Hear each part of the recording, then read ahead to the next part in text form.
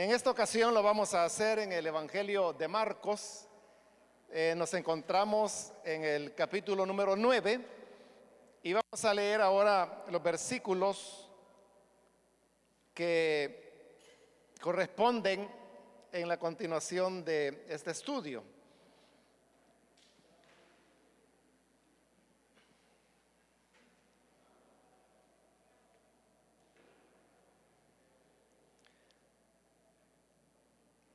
Dice el Evangelio de Marcos, el capítulo 9, y leamos del versículo 42 en adelante. Pero si alguien hace pecar a uno de estos pequeños que creen en mí, más le valdría que le ataran al cuello una piedra de molino y lo arrojaran al mar. Si tu mano te hace pecar, córtatela. Más te vale entrar en la vida manco que ir con las dos manos al infierno, donde el fuego nunca se apaga. Y si tu pie te hace pecar, córtatelo. Más te vale entrar en la vida cojo que ser arrojado con los dos pies al infierno. Y si tu ojo te hace pecar, sácatelo. Más te vale entrar tuerto en el reino de Dios que ser arrojado con los dos ojos al infierno, donde su gusano no muere y el fuego no se apaga. La sal con que todos serán sazonados es el fuego.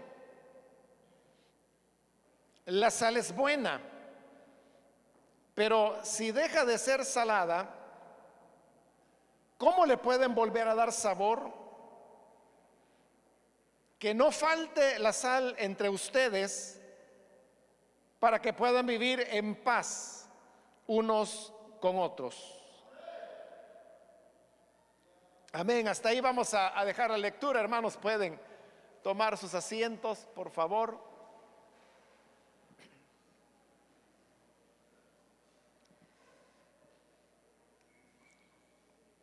Hermanos, este pasaje que acabamos de leer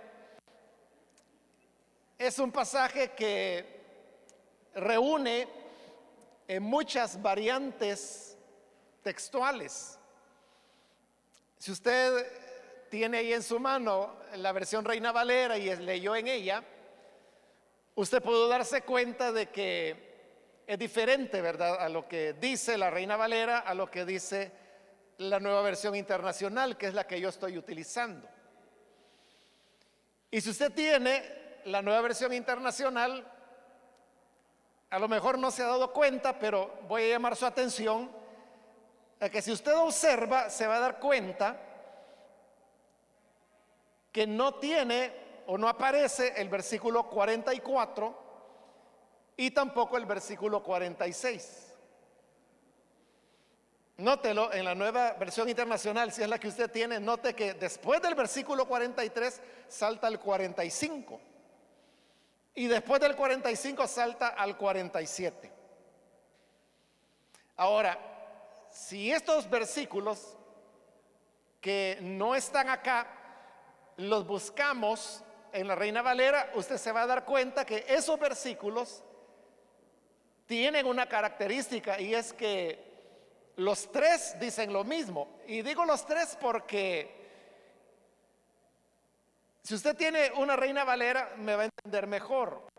Lo ideal sería de que usted tuviera una Biblia paralela como la que tengo yo acá, que puedo comparar ambas traducciones. Al no tenerla, digamos, si usted solo tiene la NBI, no va a poder observar lo que voy a señalar ahorita, que sí lo pueden ver los hermanos que tienen la Reina Valera. Ahora, si tiene la paralela, pues está igual que yo y ahí puede ver las dos cosas. Entonces, note que el versículo, hablando de la Reina Valera, el versículo 44, el versículo 46 y el versículo 48 dicen exactamente lo mismo. En la Reina Valera, el 44 dice: donde el gusano de ellos no muere y el fuego nunca se apaga. El 46 dice: donde el gusano de ellos no muere y el fuego nunca se apaga. Y el 48 dice: donde el gusano de ellos no muere y el fuego nunca se apaga.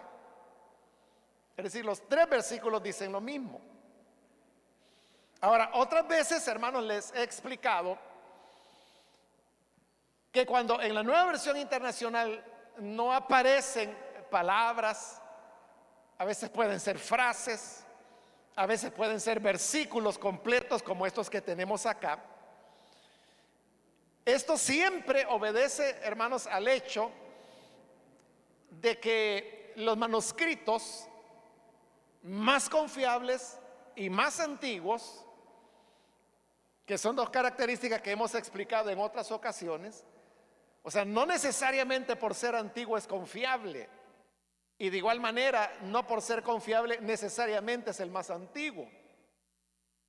Pero estoy diciendo que los manuscritos que reúnen las dos condiciones de ser los más antiguos y los más confiables, estos versículos, el 44 y el 46, no aparecen. Obviamente, como estoy hablando de originales o de manuscritos, todos los manuscritos no tienen división ni en capítulos ni en versículos. Pero lo estoy diciendo así para que sea más fácil para nosotros entenderlo. Entonces, si no aparece el versículo 44 en la Nueva Versión Internacional es porque no está en los manuscritos más antiguos y más confiables. Lo mismo ocurre con el versículo 46.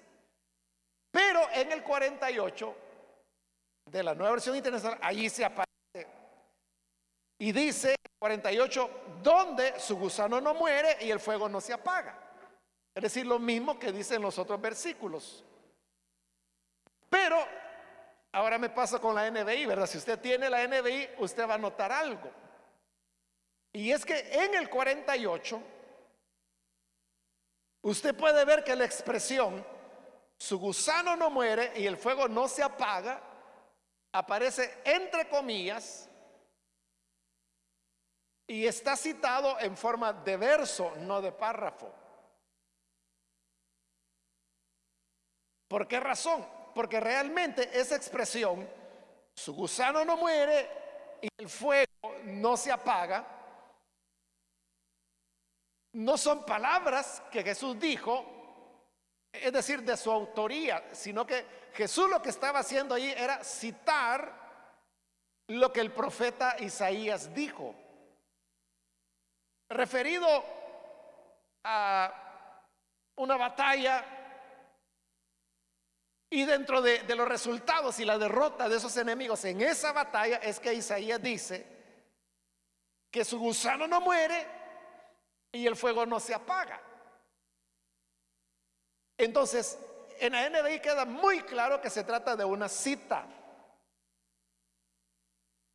Por lo tanto, lo que sería el versículo 48, tanto en la Reina Valera como en la NBI, es una cita del Antiguo Testamento, del profeta Isaías. Y usted sabe de que cuando uno cita algo en cualquier escrito, nunca lo va a hacer 3 veces. O sea, uno lo puede citar una sola vez. Pudiera ser que en algún caso una cita se repita varias veces, pero no en las mismas páginas, sino que pudiera ser que unas 3, 4 páginas más adelante, dependiendo. Pero aquí lo tenemos en un versículo de por medio, se está repitiendo 3 veces la misma cita. Entonces eso no podía ser. Entonces, si nos preguntamos por qué razón la cita, que fue hecha una sola vez según el testimonio de los manuscritos más antiguos y más confiables,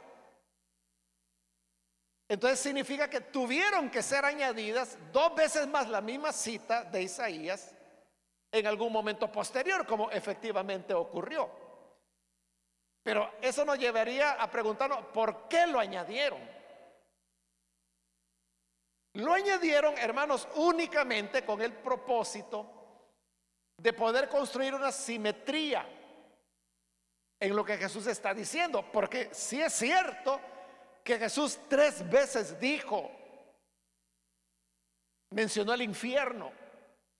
Cuando dijo: si tu mano te es ocasión de caer, córtala, porque es mejor que entres manco a la vida y no que vayas a ser arrojado con ambas manos al infierno. Luego lo dijo con relación al pie y luego lo dijo con relación al ojo. Entonces, 3 veces Jesús habló de infierno. La tercera vez que habló de infierno es cuando Jesús citó al profeta Isaías diciendo: su gusano no muere y el fuego no se apaga. Pero como 2 veces anteriores él ya había mencionado el infierno, entonces, para darle simetría, los copistas en siglos posteriores replicaron la cita de Isaías, para que las 3 veces que el Señor menciona el infierno se mencionara las palabras de Isaías, que su gusano no muere y su fuego no se apaga. Probablemente los que hicieron estos no repararon en que se trataba de una cita del Antiguo Testamento, sino que lo tomaron como palabras de Jesús. Recuerde que si los manuscritos no tenían división ni en capítulos, bueno, no tenían ni título los libros,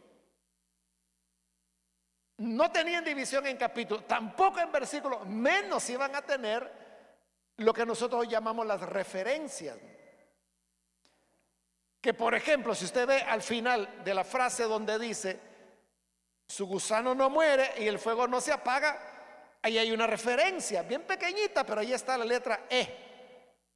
Y al pie de la página, al menos pues en la Biblia que yo tengo así es, porque hay Biblias que lo tienen en otro lugar, pero esta Biblia que yo tengo, al pie de la página, ahí la letra E me está diciendo que esa es una referencia tomada de Isaías capítulo 66 versículo 24. Pero esta es una ventaja que nosotros tenemos hoy, los copistas no. Ahora usted me dirá: y entonces los que copiaban la Biblia, ¿significa que no la conocían lo suficiente como para saber que estas eran palabras de Isaías? No, porque los copistas eran personas que se especializaban. Por ejemplo, estamos en Marcos. Los que copiaban el Evangelio de Marcos, eso hacían todo el tiempo. Algunos probablemente copiaba Marcos y copiaba Lucas o Juan, yo no sé, pero más probablemente no, porque la idea era que ellos conocieran tan bien el libro que estaban copiando que no se movían de él.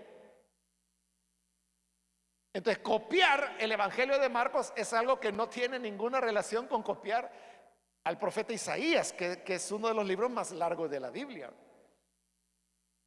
Entonces era muy complicado o difícil para ellos identificar cuando ciertas palabras o frases eran palabras que había dicho un profeta o que estaban escritas en el Antiguo Testamento.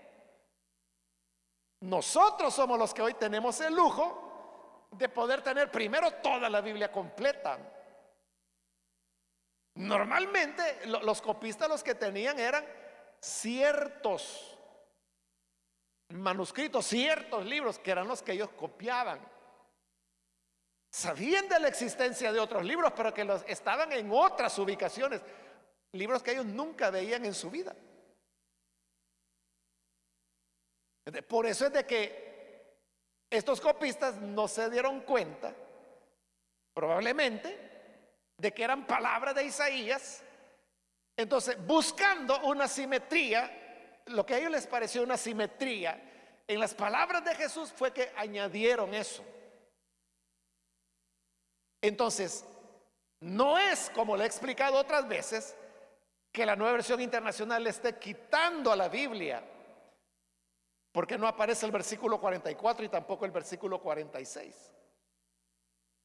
Lo que está haciendo es que lo que está eliminando son las adiciones que se hicieron en siglos posteriores, que no fueron los autores, y que las hicieron por la razón que estoy explicando en este momento, en busca de una simetría, y no porque Jesús lo hubiera dicho.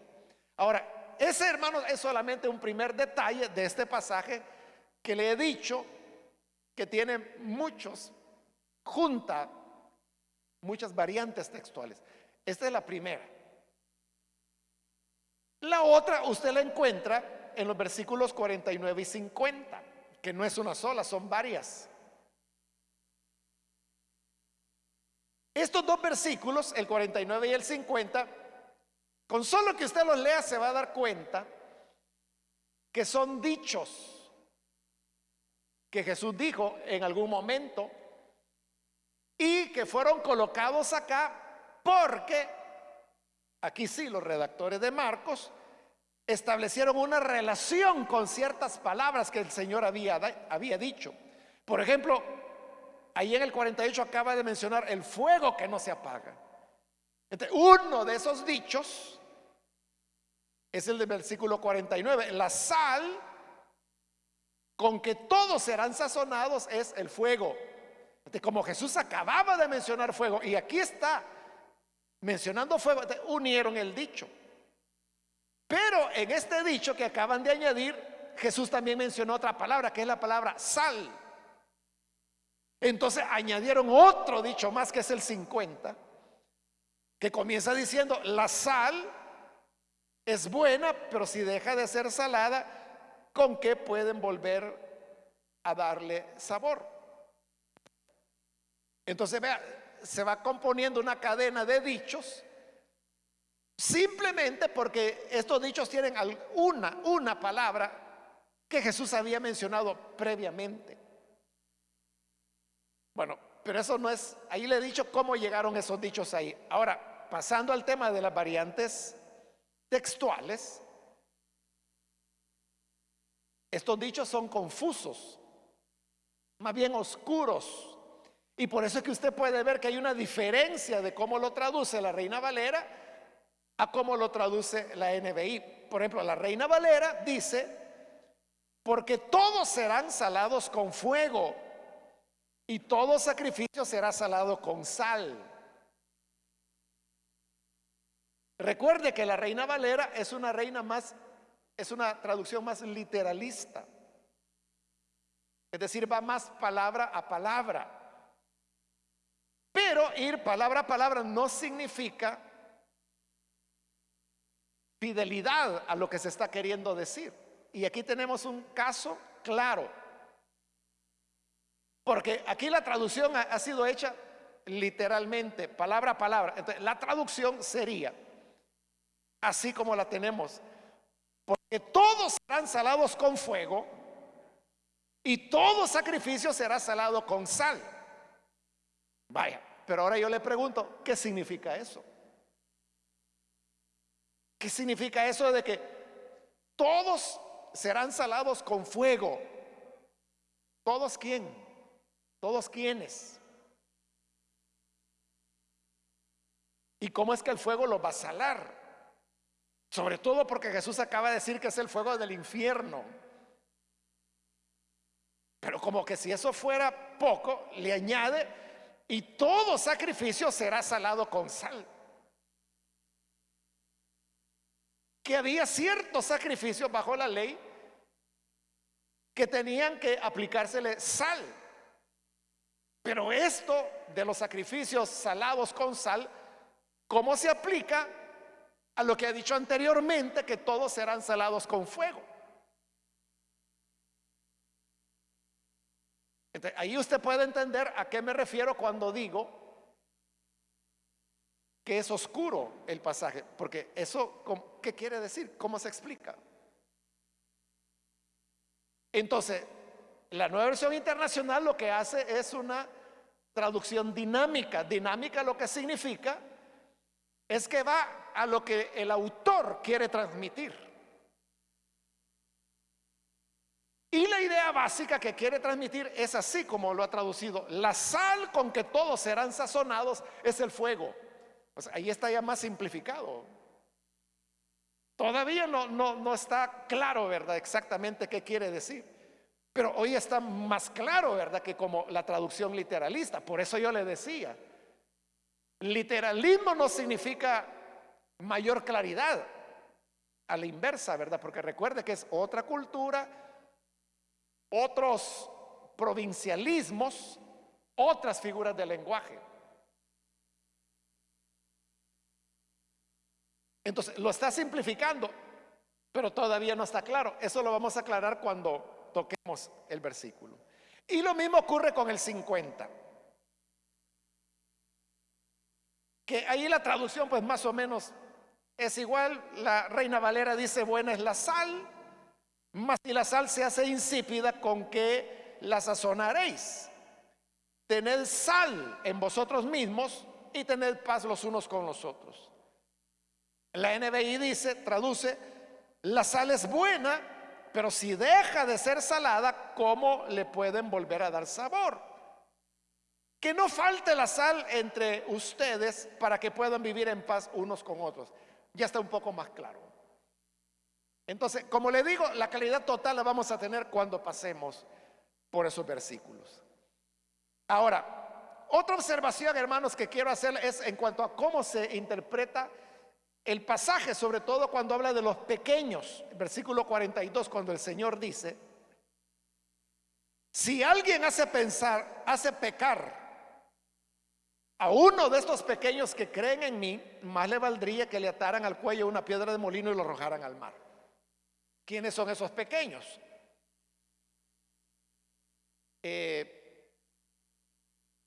Yo le diría, hermanos, que hay un buen grupo de comentaristas de la Biblia, de especialistas de la Biblia, que se inclinan por creer que pequeño se refiere a todo creyente,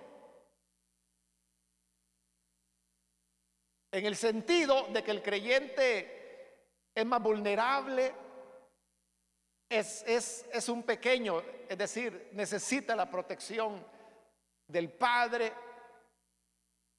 Entonces, bajo esta interpretación, pequeño sería todo creyente.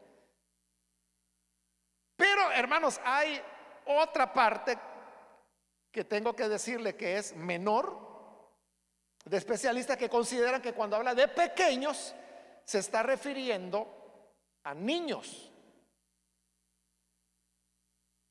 Y yo creo que es así, que no habla de pequeños refiriéndose a todos los creyentes, sino que al hablar de pequeños se está refiriendo a los niños. ¿Por qué razón? Le voy a dar dos razones. Una, hermanos, es que se recuerda lo que vimos anteriormente, la última vez, y es que había un hombre que andaba echando fuera demonios y que Juan llega y le dice a Jesús: Señor, ahí andaba uno echando fuera demonios en tu nombre, pero le dijimos que no lo hiciera porque no nos sigue. Ese relato, hermanos, yo no lo hice la última vez que vimos ese pasaje, pero es una cuestión que muchos han preguntado: ¿qué relación tiene eso con lo que Jesús ha venido tratando en este capítulo 9? Y eso ha llevado a algunos a pensar de que ese relato del hombre que echaba fuera demonios y que no lo seguía, que va del versículo 38 al 41, se trata de un relato que fue insertado ahí, como hemos encontrado en Marcos otros pasajes, ¿no?, donde hemos visto claramente que eran relatos que se insertaban en un texto que estaba previamente elaborado. Es decir, sería una adición hecha por los mismos autores, ¿no?, porque hay adiciones hechas por los copistas, como las que acabamos de ver con la cita de Isaías, pero aquí estamos hablando de los autores. Ahora, ¿cómo podemos saber si es una adición? Ya le he dicho que la manera más fácil, hermano, y que cualquiera de nosotros la podemos hacer, no necesitamos conocer griego ni necesitamos tener el texto griego adelante. Es bien fácil, y es de que si fuera una adición, y usted se salta la adición en la lectura, en esa lectura habrá coherencia entre lo que está antes y después de la adición. Entonces, hagamos la prueba para ver si tiene coherencia lo que se dice antes y el pasaje que ahora nos ocupa de acerca de quiénes son los pequeños. Entonces, hagamos eso. Vamos a leer. Comencemos en el 36. Vamos a leer el 36 y el 37 y luego nos saltamos hasta el 42 y vamos a ver si hay coherencia. Dice el 36: luego tomó a un niño y lo puso en medio de ellos, abrazándolo les dijo: el que recibe en mi nombre a uno de estos niños, me recibe a mí, y el que me recibe a mí, no me recibe a mí, sino al que me envió. Pero si alguien hace pecar a uno de estos pequeños que creen en mí, más le valdría que le ataran al cuello una piedra de molino y lo arrojaran al mar. Entonces yo le pregunto, ¿hay continuidad, hay coherencia? Evidente, es evidente que sí. Entonces estamos frente a una adición. Entonces, ¿quiénes son los pequeños? Son los niños. Porque en el versículo 36 y en el 37 Jesús usa la palabra, tomó a un niño, dice. Y en el 37, el que recibe en mi nombre a uno de estos niños. Y luego dirá, pero si alguien hace pecar a uno de estos pequeños, hay una coherencia total. Entonces, los pequeños son los niños. Pero le dije que tenía dos razones. Esta es la primera. La segunda razón, hermanos, también es muy sencilla. Y es que en el Evangelio de Mateo, que usó como base, una de las fuentes para escribir Mateo y Lucas fue Marco, porque Marco fue el primero en ser escrito. Pero cuando Mateo redacta este pasaje, usted lo va a encontrar en el capítulo 18 de Mateo, si no estoy mal, del versículo 5 por ahí en adelante. Y usted verá que Mateo no tiene la adición, sino que junta las dos cosas. Ahora, acabo de decir que una de las fuentes de Mateo fue Marcos, y Marcos tiene la adición. Entonces, ¿por qué Mateo se toma la licencia de saltársela y unir los dos pasajes? Porque esa es una indicación para nosotros de que los primeros cristianos, estamos hablando de los primeritos que leyeron el Evangelio, entendieron que cuando Jesús habló de pequeños se estaba refiriendo a los niños. Y por eso es que Mateo prefirió esa adición eliminarla, porque no aparece en Mateo. Y los dichos finales, que son los versículos 49 y 50, Mateo los recoge, pero los coloca en lugares diferentes, en otros contextos. Entonces, hermanos, esto es lo que nos lleva a pensar de que en el versículo 42, cuando habla de los pequeños, Jesús está hablando todavía de los niños, o del niño al cual ha puesto como ejemplo. Entonces, desde esa perspectiva, veamos lo que dice el Señor. Si alguien hace pecar a uno de estos pequeños que creen en mí, está hablando de hacer pecar a un niño, a una niña. Y si uno se pregunta, ¿cómo se puede hacer pecar a un niño o a una niña? Hay muchas maneras, hermanos. A lo mejor usted ha escuchado niñitos, ¿verdad?, que utilizan vulgaridades para hablar, o que incluso insultan a las personas. Hay niños y niñas que son agresivas, y si la maestra o una diaconisa aquí en la iglesia le llega a decir algo, hermano, les van a dar, como decimos popularmente en El Salvador, una bandeada. Y usted se queda asustado. Bueno, ¿y esta niña por qué habla así? ¿Por qué cree que habla así? Obviamente es el ambiente en el que vive en el hogar. Entonces, esos padres o encargados con quienes sean que vivan, les están haciendo pecar, porque les están enseñando una forma pecaminosa de reaccionar ante los conflictos que en la vida, hermano, vamos a tenerlos de a montón, ¿verdad? Pero tener conflictos, eso no es problema. El problema es cómo lo abordamos. Entonces, abordar apropiadamente un conflicto es lo que todos deberíamos hacer, pero si alguien se pone en esa condición de hablar malcriadeza, de ofender, de insultar, eso es hacer pecar. También usted puede, conocemos, ¿verdad?, casos de personas, niños y niñas, que por ejemplo a los 8 años de edad ya fuman, ya usan bebidas alcohólicas. Bueno, hace como 2 semanas, hermano, conocí el caso de una joven, hoy tiene 20 años ella, pero la historia de ella es que comenzó a embriagarse a los 9 años de edad. A los 9 años de edad. ¿Y sabe cómo aprendió a embriagarse? Su papá le enseñó, porque el papá era un alcohólico.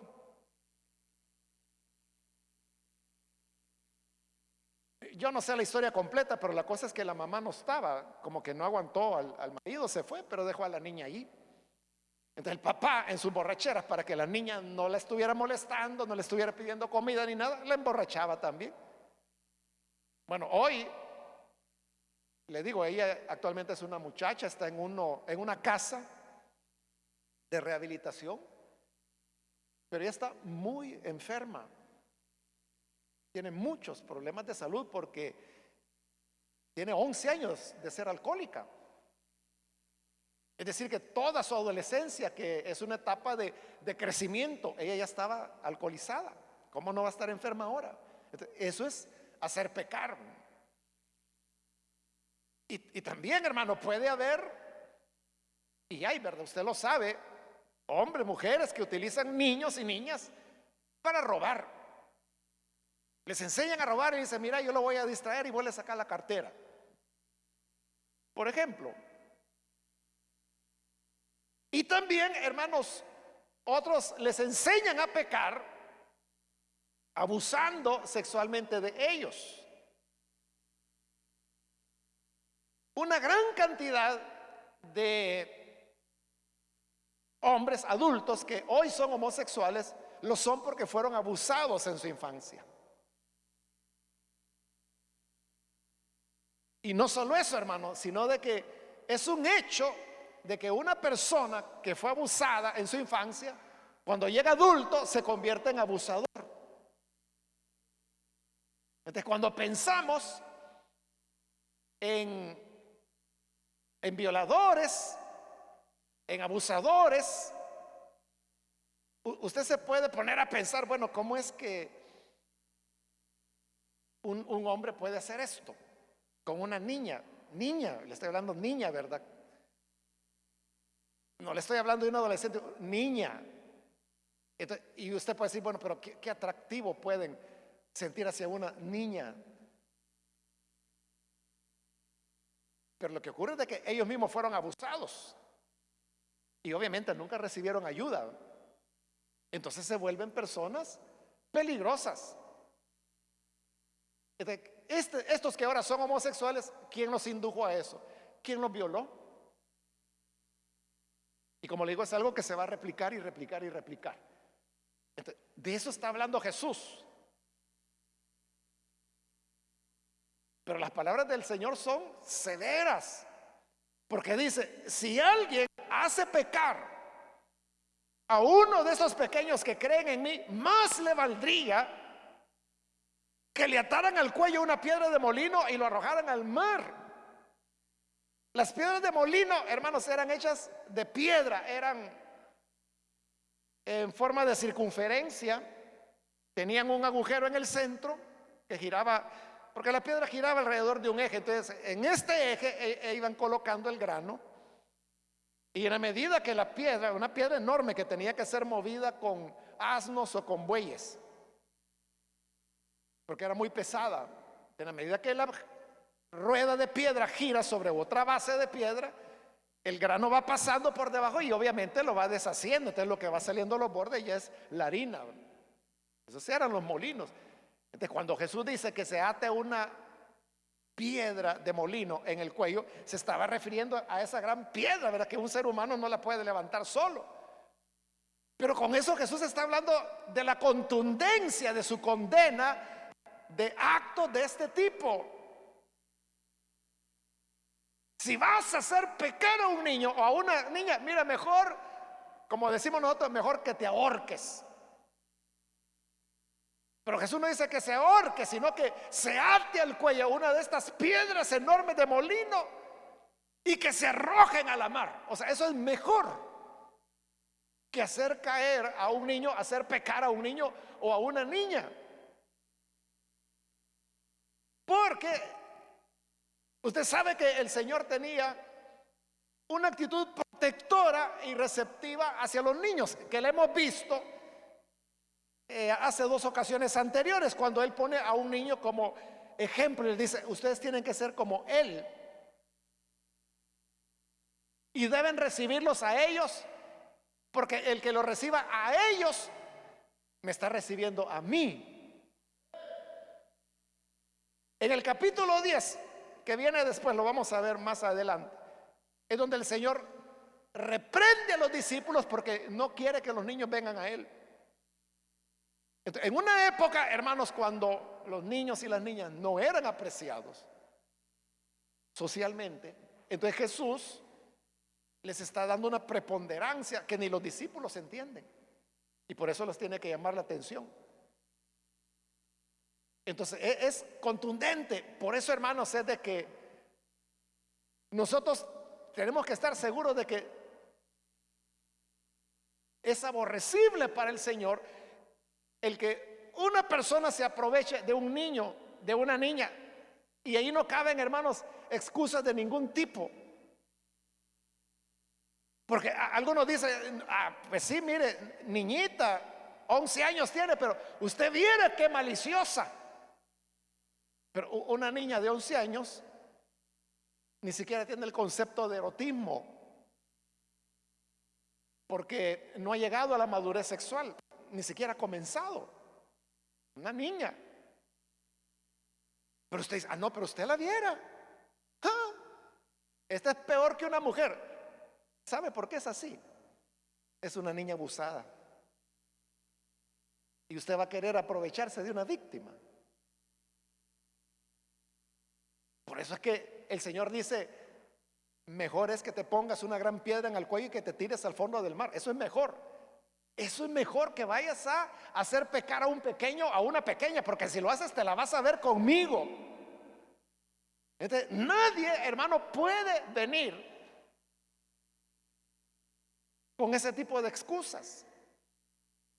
Hace unos meses un hombre, él ya es adulto, y me comenzó a hablar de problemas que él tiene de pareja. Y él me dijo: yo creo, me dice, que todo esto se originó en mi niñez, me dijo. Y se puso a contar de que cuando él era un menor de edad, también tenía como 13 años, que había otro niño que era menor que él, que tenía como 10 años. Y entonces él tenía relaciones homosexuales con el niño. Claro, él era otro niño también. Entonces cuando él me dijo eso, yo le dije: mire, ese niño, le dije, era un niño abusado. Porque él me decía: él es el que me buscaba a mí. O sea, yo nunca lo fui a buscar, él me buscaba a mí. Ese niño era un niño abusado. No, me dijo él, porque era él el que me buscaba. Pero por eso le digo, lo está buscando. ¿Cómo es que un niño de 10 años que no tiene ni el concepto de la sexualidad humana, no tiene el sentido del erotismo, cómo es que va a buscar tener una relación homosexual? No, es que era él, me dice. Él era el que y él me decía que me prefería a mí porque con otros no les gustaba. O sea, no se dan cuenta. Yo creo que no lo convencí, hermano. Yo creo que él no terminó de entenderme que se trataba de un caso de abuso. Claro, eso, hermano, fue hace décadas. Pero evidentemente ese niño era una víctima. Nadie puede venir con excusas de ese tipo, sea niño, sea niña, incluso puede tener 12, 13 años. No es normal, algo ha pasado allí. Quizás en el menor de los casos, ese niño o esa niña se ha criado en un ambiente de promiscuidad. Promiscuidad que muchas veces lo provoca las mismas condiciones en que las personas viven, que como son condiciones de limitación económica, en una misma habitación duermen 10 personas. Muchas veces los niños, las niñas pueden ver a sus padres o al primo o al tío teniendo relaciones con alguien, y esa es otra forma de abuso. O sea, legalmente eso se llama exhibiciones deshonestas y son penadas por la ley. Claro, yo no digo que esta familia lo hacen a propósito, pero eso explica cómo muchos niños y niñas tienen un despertar, pero que no tiene nada que ver con erotismo. Entonces, y sigue el Señor advirtiendo y dice: si tu mano te hace pecar, córtatela. Más te vale entrar en la vida manco que ir con las dos manos al infierno, donde el fuego nunca se apaga. Entonces, el Señor, como usted ve, es totalmente radical. Mira, si tu mano es la que te va a hacer pecar, y luego va a decir el pie, y luego va a decir el ojo, contra uno de estos pequeños que creen en mí, mejor que la cortes, mejor que te cortes el pie, mejor que te saques el ojo. Claro, Jesús no está diciendo que literalmente hay que hacerlo, ¿verdad? Esta es una hipérbole, pero hay una enseñanza que él está queriendo dar ahí. Y es, hermanos, el tema de ser tajantes, radicales con el pecado. Porque usted sabe de que si se va a sacar un ojo, o sea, el día que se lo saque, se lo sacó de una vez y ya no lo tiene. ¿Y cómo lo recupera? O el día que se corte el pie o se corte la mano, lo va a perder de una vez. Es decir, es una cuestión de un acto, de una acción, y se acabó. El pecado debe ser manejado de esa manera. Uno tiene que cortarlo radicalmente. Porque las personas que dicen, con la ayuda de Dios, poquito a poquito yo voy a ir saliendo. Sí, hermano, ore por mí, porque poco a poco yo me estoy alejando de esta situación. Ya voy saliendo, ya voy avanzando, ya llevo 10 años en esto, pero ya casi salgo, hermano. Nunca lo va a lograr. Nunca lo va a lograr. Esas personas que dicen, es que mire, sí, es cierto, antes había una relación, pero hoy solo estamos de amigos. Solo platicamos, pero como amigos. Ay, Dios, está perdido. Ahí no va a salir de nada. Porque no se puede, hermanos, contemplar el pecado. Por eso es que en las epístolas pastorales el pecado se compara con una gangrena. Y usted sabe que la gangrena solo hay una manera de pararla: amputando. Y nadie le puede decir al doctor: mire, córteme aquí solo este pedacito, tal vez no se me pasa. Y se le pasó, no, córteme otro pedacito. No se puede. O sea, el médico va a decir: bueno, tenemos que cortar aquí, pero es la forma de salvarlo. Igual con el pecado, uno no puede decir: es que Dios me ayude, Dios mediante, en el año que viene voy a comenzar. No va a comenzar. Si tu mano te es ocasión de caer, córtala. Si tu pie te es ocasión de caer, córtala. Si tu ojo te es ocasión de caer, sácalo, porque de otra manera vas a ir a parar al infierno. Y lo dice 3 veces. Versículo 43 habla del infierno, el 45 el infierno, y luego el 47 el infierno. Y esta tercera vez es donde le añade la cita de Isaías: su gusano no muere y el fuego no se apaga. Cuando Jesús habló aquí de el infierno, él estaba usando la palabra Gehenna. Es una palabra en griego, Gehenna. Gehenna lo que significa es valle de Hinnom. el valle de Hinón, era una barranca que corría al lado de Jerusalén, el lado occidental y sur de la ciudad. Y históricamente usted la puede encontrar en el Antiguo Testamento. Ese era el lugar donde algunos reyes paganos que sirvieron al dios Ginón, y por eso así se llamaba la barranca, el valle de Ginón, allí en ese lugar sacrificaban a sus hijos, lo cual era aborrecible delante de Dios. De hecho, había un santuario ahí en ese valle de Ginón, que fue destruido por Josías, allá en Reyes, segundo de Reyes, puede encontrar la historia de cómo Josías, el rey Josías, destruye ese santuario. Entonces, cuando él lo destruyó, ese lugar comenzó a ser despreciado, tan despreciado que lo convirtieron en basurero. Claro, para el Nuevo Testamento Jerusalén ha crecido, ya se ha desarrollado urbanísticamente, entonces toda la gente saca la basura al valle de Ginón, o sea, al Gehenna. Y como ocurre en todos los basureros, ¿verdad? Le daban fuego. Y usted sabe que en un basurero el fuego nunca se apaga. Y si usted va y mueve ahí la basura, va a encontrar gusanos todo el tiempo. Entonces usted puede decir, hombre, si estos gusanos nunca se mueren. Claro, mientras haya basura nunca va a morir. Y el fuego tampoco se va a apagar mientras sigan tirando basura ahí. Aún cuando dejen de tirar basura, van a pasar meses quizás. Entonces, esa figura del valle de Ginón, o sea, Gehenna en griego, es el que el Señor tomó y dijo, los van a tirar al Gehenna.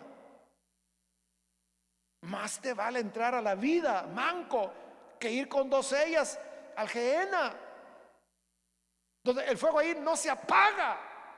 Y luego cuando añade la cita de Isaías, el gusano no muere. Entonces es una advertencia severísima. Hoy vamos con los dichos. El primer dicho, que ya no tiene nada que ver con esto, porque como le dije, fueron puestos ahí solo por relación de palabra. El 49 dice, la sal con que todos serán sazonados es el fuego. Lo que quiere decir es que todos los creyentes vamos a ser probados por el fuego.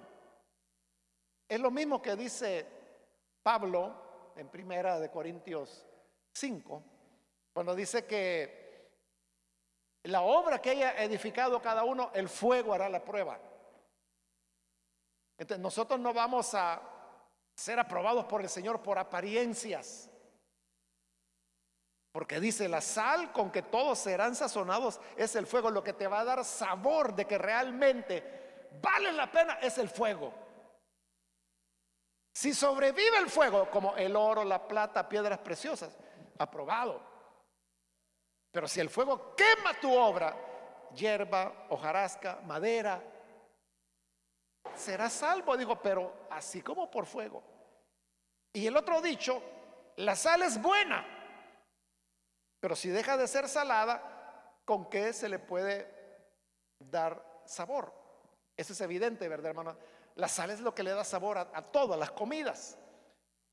Pero en la eventualidad de que la sal perdiera su sabor, ¿con qué va a sazonar la sal usted? ¿Con qué la va a sazonar? ¿Con qué le va a devolver el sabor a la sal? O sea, ya no se puede devolver. Entonces, por eso dice que no falte la sal entre ustedes.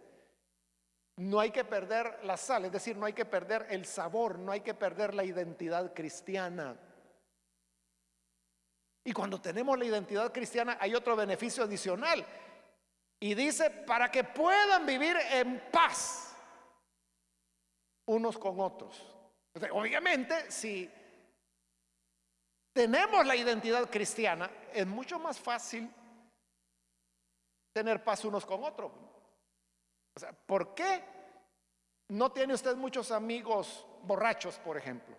¿O por qué usted no tiene muchos amigos que venden droga ahí en su colonia? no hay mucho que hablar con ellos, ¿verdad? Lo que a usted le gusta hablar, que es de Jesús, ellos no quieren oírlo. Y a ellos de lo que les gusta hablar es de droga, que ha venido de no sé cuál. Pero usted, ¿qué interés tiene en eso? Pero cuando todos tenemos la identidad cristiana, pueden vivir en paz unos con otros, porque tenemos más elementos en común sobre los cuales relacionarnos. Entonces, hermanos, termino allí, y quiera Dios de que nos haya quedado clara la enseñanza del Señor. Y en lugar de hacer pecar a un pequeño o a una pequeña, mejor protejámoslos, defendámoslos, arropémoslos, cuidémoslos. Usted puede decir, no, es que es el hijo del vecino, yo no me quiero meter ahí. Pero esa es una de las razones por las cuales existen las células infantiles. Y que yo lo he dicho 1000 veces, pero lo voy a decir 1001 vez. Y la idea de las células es que la célula pueda arropar al niño o a la niña antes de que vayan a llegar las pandillas o vayan a llegar los ladrones o los vendedrogas o los que quieren abusar de ello. Esa es la idea, para recibirlos así como Jesús recibió a los niños y a las niñas. Amén, hermanos. Amén. Vamos a cerrar nuestros ojos. Y antes de orar, hermanos, yo quiero hacer una invitación. Si hay con nosotros personas que todavía no han recibido al Señor Jesús como su Salvador, pero usted ha escuchado hoy la palabra del Señor, la enseñanza de Jesús es clara. Él dice, mira, es mejor que pierdas lo que tengas que perder, pero que entres a la vida. Porque a veces lo que nos detiene es que decimos, mis amigos, y a veces son cosas aún más simples como la fiesta, cosas de ese tipo. Pero Jesús dice, mira, es mejor que manco, pero que entres a la vida. Es mejor que cojo, pero que entres a la vida. Es mejor tuerto, pero que entres a la vida. Y no que con tus 2 manos seas arrojado al Gehenna, al infierno. O que con tus 2 manos y tus 2 pies vayas a donde el fuego nunca se apaga y el gusano no muere. Si hay alguna persona que hoy necesita recibir a Jesús como su Salvador, yo le invito para que lo haga en este momento. Con toda confianza puede levantar su mano, por favor, para que podamos orar por usted. ¿Hay alguna persona, algún amigo o amiga que necesita recibir a Jesús? Levante su mano en este momento y así vamos a orar por usted. ¿Hay alguien que lo hace?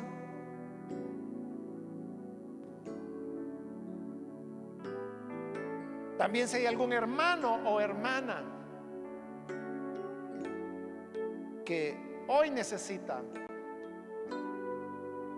reconciliarse con el Señor, puede levantar su mano también. Siempre es buen tiempo para entregarse al Señor. No hay ningún momento que uno diga, oh, hoy no es una fecha adecuada. Todo tiempo es un buen tiempo para recibir a Jesús. ¿Quiere reconciliarse? Levante su mano. Hermanos, que el Señor nos ayude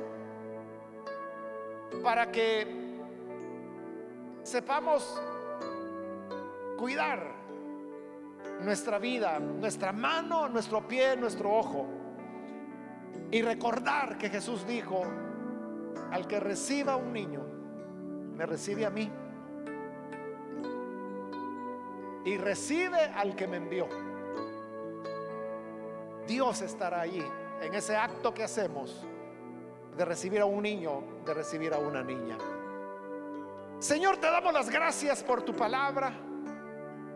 Gracias porque tú, Señor, siempre nos iluminas, nos enseñas y nos muestra lo que te agrada y lo que no te agrada.